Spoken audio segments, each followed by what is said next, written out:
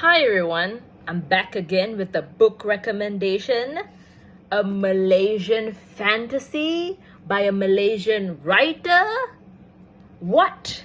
Take my money. Take it. Yes. Yes. And it's Amok by Anna Tan, self-published under Teaspoon Publishing. And let's just take a moment to appreciate this beautiful cover by Jivosophy. It's so beautiful. And let me just read you the synopsis at the back of the book. I think it explains things well. For starters, what is faith? Except hope in desperation. All Putra Mikal wants is to gain the Amok strength, the supernatural power granted by Kudus to the Mahan royal family.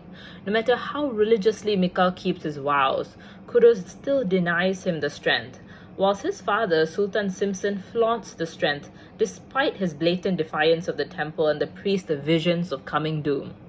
Then, the prophecies come true. Dun dun dun! Taken captive, Mikal must find a way to liberate his people and restore his throne in Maha, and the key to this is the Amok strength. But what does it take to gain Kudo's favor? I am intrigued, and if you are, you gotta check this out. I'm just gonna go through some of the highlights. I believe it's spoiler free, but who knows? That's pretty subjective coming from me. First things first, yes, it's a Malaysian fantasy based off the hikayat setting.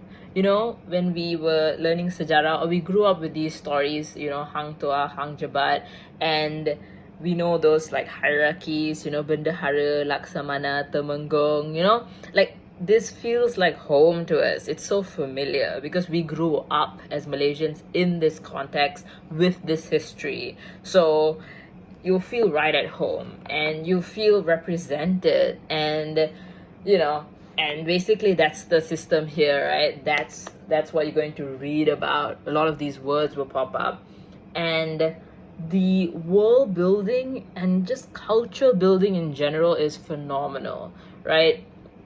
We're dropped in, even first chapter, we're dropped in at the turning point in their society. So it's always going to be fast-paced action, what's going to happen next. And so I love how any kind of exposition, you know, backstory, context is given very organically through the current events that are very important, right? And through the tension, the action, the dialogue, the mystery. So you never feel like you're just sitting there, just, you know, getting all this information about the world. Is very much whenever necessary, whenever it's relevant, it just comes in, it just something triggers that information. So you know, like that is good world building. She's got it, right? And so even the creation of these two opposing forces, as you can see from the cover, there's these two, you know, communities or nations, right, that are against each other. The Terang versus the Bayangan, right? And so she builds culture very real, very raw, very organically by giving them each their own like adat, their own protocol, weapons, architecture, and like even in how they different people interact with the world, navigate the world with their subtleties. You can see like the history, the prejudice even, and I am here for that, right? Because ultimately, like, it's a fantasy setting that wants you to unpack biases and prejudices in a very safe way because, you know, ultimately this is imaginative fiction, it's fantasy, so it doesn't really call into like our races or our cultures per se, but, you know, but it's still like a parallel, right? And so I love how this medium, these people, these characters are used to, you know, just unpack prejudice, right? There's like discrimination, racism, xenophobia, right, between these two forces, and we're trying to unpack it or unlearn it or understand it. And yeah, like growing up, if you watched Avatar: The Last Airbender, or recently if you've watched The Dragon Prince, those are two wonderful like children's shows that are fantasy and that deal with this aspect really beautifully, you know, this aspect of different people and the biases they have against each other and how they navigate or unpack it. And this book definitely does, and that's a good sign of like world building, right? Because when there is nuance, right, when there's both sides and they justify their actions and they believe in that, you can't necessarily tell who is right or wrong, who is selfish or selfless. Everyone's, you know, a little bit of both, and it's a lot of gray areas, gray decisions, gray situations. That's when you know you've written them well, you've world built really well as a writer, as a reader, when you feel like each person you're meeting in this world is very human and has the potential and the capacity to be anything, like bad or good or selfish or selfless. Boom, this book has that, and that's me telling you this is good writing, this is good planning, this is good execution. Another highlight is Prince Mikhail himself, right? The author truly understands this teenage boy's psyche. And that's great because we are literally following his perspective, his thoughts, his headspace, his mind throughout these pages, right? And he is very real, very relatable. And I always felt like I was in this teenage boy's head and going through the pressures of expectations and the ignorance of his youth and his position as a prince, right? And boy, when I say relatable, I mean daddy issues. Prince Boy here has daddy issues. I have daddy issues. You have daddy issues. We all have daddy issues. Be fucking for real. That is relatable. Complicated parent-child relationships. Who? Yes. Give that to me, right? And so a lot of the things he struggles with, we've all as teenagers or young adults in general have struggled with, right? He's a kid, he's not being taken seriously, he doesn't have a say on matters, but nonetheless, he has to live the consequences of the actions of his parents, of his society, the collective decisions and traumas that they put down, that he has inherited. And page 70, this line truly encapsulates that, and it's so beautifully written. Let me read it for you. I am floundering in their exchange, drowning in meanings and half meanings I have no context for, no understanding of. Been there. We've all been there. We've all felt this in our bones, in our soul, right? And so they explore how when you have so much unrealistic expectations put on your shoulders, right? Of course, him being a prince is like, you know, exacerbating it. Like, we aren't princes, but we're born with a lot of expectations nonetheless, right? It's like magnified in this story and for him, but it's still relatable because when you have all these expectations on you, that can manifest as like broken self-esteem, as like having this internal dialogue of I am not enough, I will never be enough, I am a failure no matter what I do, whatever I touch, whatever decisions I make, it's wrong, it's bad, will fail, I bring doom, right? Like this kind of like self-sabotage or victim blaming, self-blaming thought process, like mental health in general and how that crumbles when you have that expectation on you, so well explored in this. I felt called out, I felt exposed. You will too. in the best way possible, because it's very comforting to see that another person goes through the same things. We all go through very similar things. It's just it's in our head, and if we don't talk about it, we feel like we're alone, right? And you know, it's the nature of bad mental health, is that one of the symptoms is that you truly believe you are alone. And I think it's very powerful, very empowering to explore this teenage boy's thought process, because essentially he has the toxic masculinity, right? He has that disease, and that comes with, ideas of perfectionism, ideas of what weaknesses and strengths mean, right?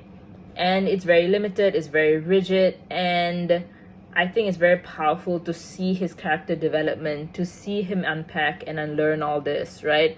And more than a redemption arc, because that's more for people who have done the mistakes, who have done the violence and have to turn over a new leaf, right?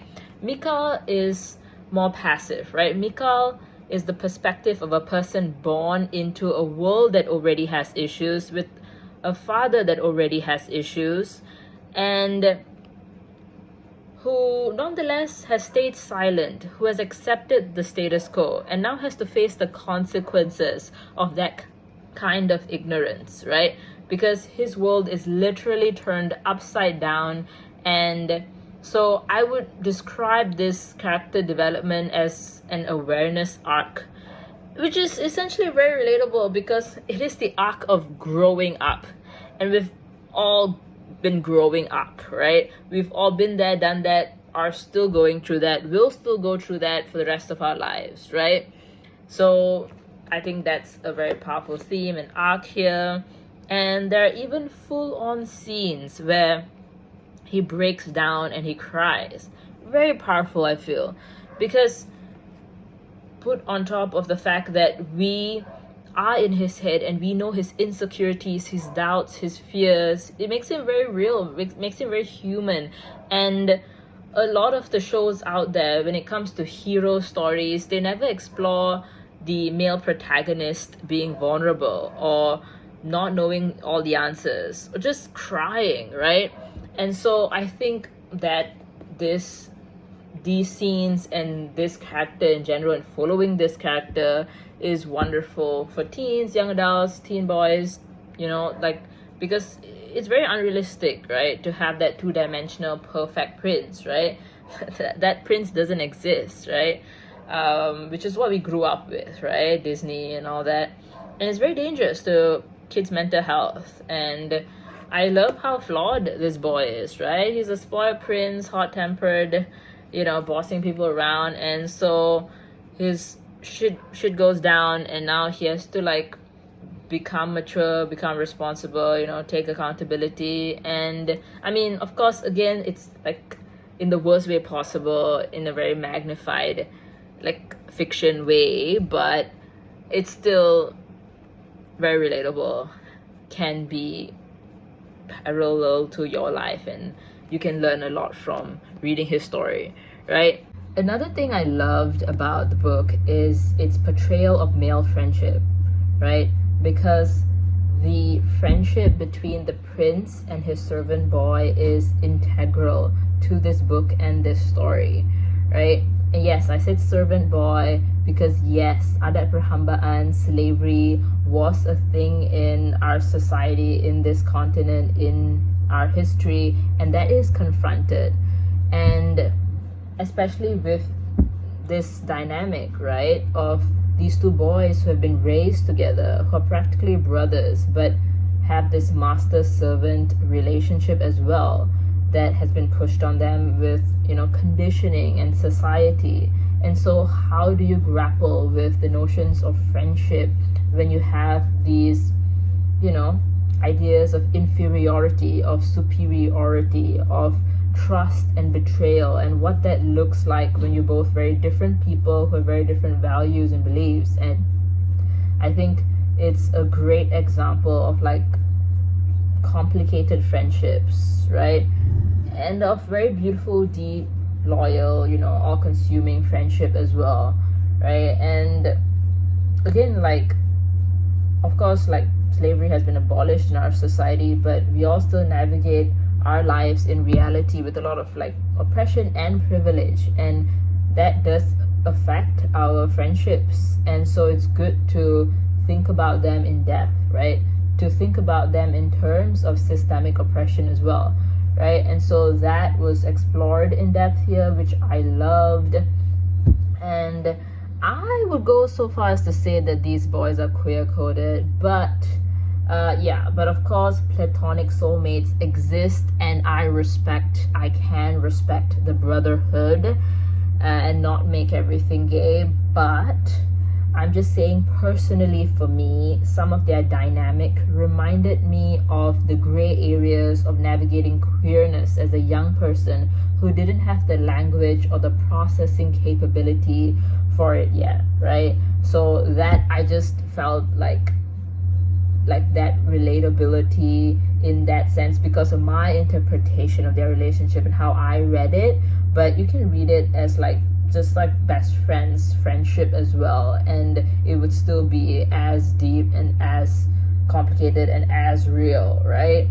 And honestly, Anna writes like she's gone to therapy. Y'all, she writes like she understands trauma and how it affects her characters, how conditioning and belief and principles affect characters. So it's really good writing and really good to read.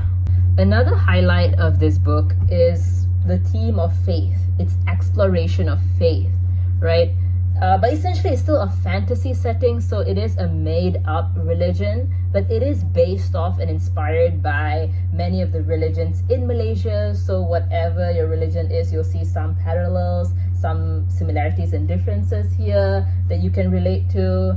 But it's a heightened version, again, of what we understand in our reality. So this religion, Kudus, actually is more tangible, physical, like there's this evidence, right, with the Amok strength, right? It's like D&D type faith, like spell slot, my deity talks to me and grants me and my people power kind of way, right? So with Amok strength, it's passed down generationally through the royal line, and depending on your proximity to the royal line, you have a bit of that strength as well, right? But it's still a soft magic system. There are some rules, but it's mostly subjective and elusive. So it reminds me a lot of like Black Panther, like the powers and even the struggle of like our main protagonist doesn't get bestowed this power, like, and he's like, what have I done wrong? Why doesn't Kudos give me my Amok strength, right? And so it takes him on this path of like questioning his faith in the face of adversity, right? Like discussions of the inner workings of faith, like what it means to him, what it means to his people, what it means to the world.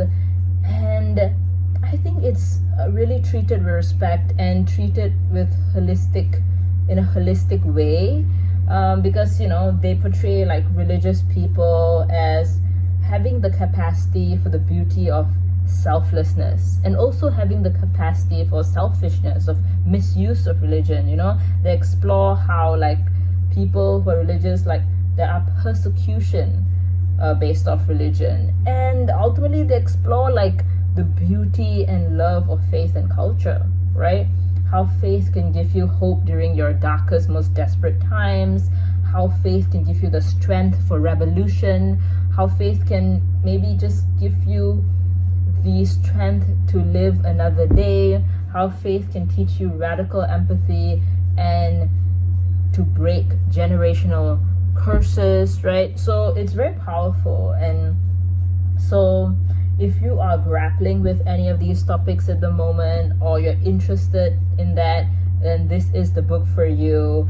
And honestly, I would say even if you're non-religious, like I'm not religious, and I love this book and I love this theme as well, because as a Malaysian, like we all grew up with religion. It was such a huge part of our lives and our societies, right? If not surrounded by, we grew up adjacent to it. And so it'll always be like relatable, it'll always be like interesting to unpack, right? And if you think about faith in the broader sense of the word, right, we all believe in something, we all hope for something, and we've all gone through that journey of like losing faith and gaining faith and navigating faith in general and its place in our lives, right? So that this is the book for that. Lastly, I love good writing, and this book has such good language. Like, there are so many metaphors and analogies and imagery that is based off the context and the setting, right? It is what Mikhail, who lives in this kind of medieval setting, would think and would say and would refer to, right? Like in page 62, I see my father-in-law straining to pull two water buffaloes under the same yoke. I see the water buffaloes fighting each other, each twist of their head meant to gore and kill with their horns. That is, no child that lives in our contemporary world will give this analogy. But, we are in this boy's head, Mikhail's head, in like hikayat settings, right? And like in page 268, anger is a double-edged cuirass piercing my heart. Like, even like the idioms being localized, I love that touch. That is good writing. And Anna has such a clarity to her writing that it's so easy to read, so easy to be in Mikhail's head, and the chapters are so short, so you always feel like satisfaction that you finished it, and you'll just keep going. And it's so fast paced, and like every single chapter has like a bomb ass opening and ending line, and bomb ass dialogue in general. Like, so much care has been put in crafting the dialogue, and even how attentive she and in turn her characters are, even to the usage of certain words, right? They will point it out. The characters themselves will point out, like, you mean us, you mean I, not we. Like, they'll point all these small things out, and it really furthers the intention and the gravity of a scene. Even the way she changes the use of a word, and that tells you so much about the headspace of a character. When you get there, you understand what I mean, like, so good. Even when she creates this dialogue, she expands it with like Mikhail's interpretation of it and the scene he's in, right? Like in page 172, someone says, "Have you ever been sure of anything?" And Mikhail's head, his thought process of it is, it's supposed to be funny, rhetorical, a joke, but it's too barbed, too raw and light of our moods right now, right? And so you can, like, you get so much more information, right? And I love that. And just like, Anna understands the characters, right? The tensions they hold within themselves and with each other. And it shows through the meticulously crafted dialogue and actions of her characters, right? So all in all, this was such a good read, such a fun read. I finished it in a couple of hours. I highly recommend you check it out. It's like, yeah, I would say mandatory reading for Malaysians. It's so relatable, so good representation. Like, hell yeah, like, I love it. Like, check it out or buy it for your teens or young adults. Like, I think they would truly appreciate this. Like, it's a little bit of YA, I feel. So good stuff. So you can buy this book in teaspoonpublishing.com.my. They also have an Instagram, so I'll link that down below. And from what I understand, the author saying in that talk I went in GTLF, this book, it's a duology. So you can find the continuation of the adventures in the second book, Absolution, which is also out right now. So you can just go to the website and buy both the books one shot. But after writing Amok, she also wrote this book, The Tale of the Hostage Prince, which is also in this universe. It's in this world, in this setting, right? And looking at the synopsis, it follows Joshua, which is Mikhail's best friend, right, in his adventure, right? Of course, it's a duology because the author said you can read Amok and not read this and still, just continue on with Absolution. But I'm definitely gonna read this one because Joshua is one of my favorite characters. I love the boy. If anything happens to him, I cannot. No. So I'm excited to read this book next. So you can honestly just buy all three of these books or like check out all her other books and stuff as well on her website. And yeah, just highly recommend. love.